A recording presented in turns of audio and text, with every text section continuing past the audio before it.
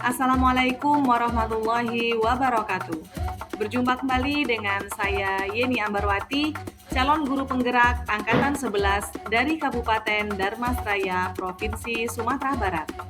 Pada video kali ini, saya akan memaparkan koneksi antar materi modul 2.2, yaitu pembelajaran sosial emosional.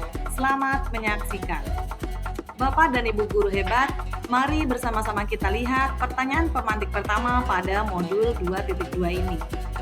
Apa kesimpulan tentang perubahan pengetahuan, keterampilan, sikap sebagai pemimpin pembelajaran setelah mempelajari pembelajaran sosial dan emosional?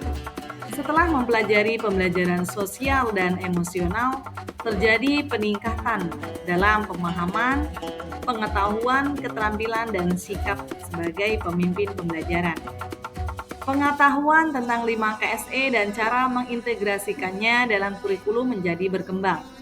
Selain itu, tentu keterampilan dalam implementasi KSE, yaitu komunikatif, efektif, dan manajemen kelas menjadi meningkat. Sementara sikap menjadi lebih empatik dan inklusif, mendukung lingkungan belajar yang suportif, aman, dan nyaman. Nah, Bapak Ibu, apa saja sih 5 kompetensi sosial emosional yang harus kita miliki? Yang pertama, kesadaran diri. Yang kedua, manajemen diri. Yang ketiga, kesadaran sosial.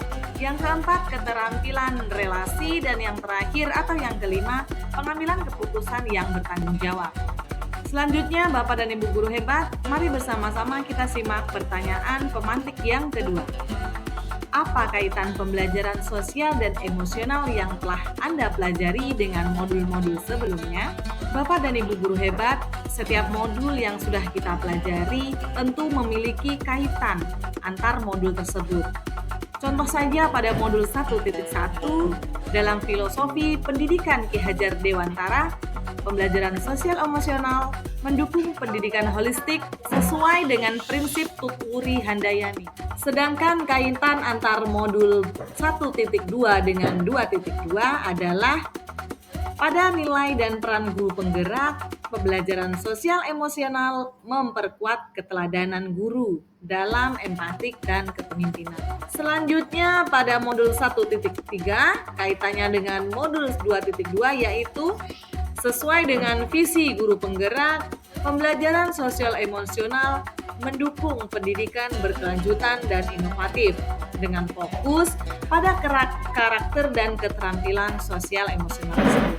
Selanjutnya pada modul 1.4 yaitu pada budaya positif, kaitan antar modul dengan 2.2. Pada pembelajaran sosial emosional ini membantu guru dalam menciptakan lingkungan belajar yang mendukung melalui hubungan saling menghormati.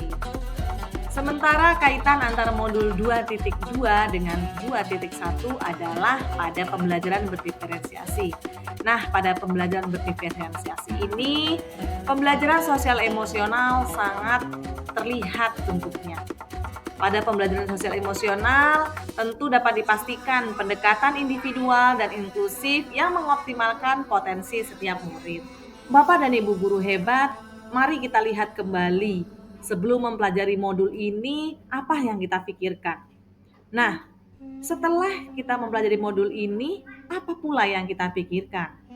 Pada akhirnya, kita menyadari bahwa kita mampu memiliki ide baru setelah mempelajari modul 2.2 ini.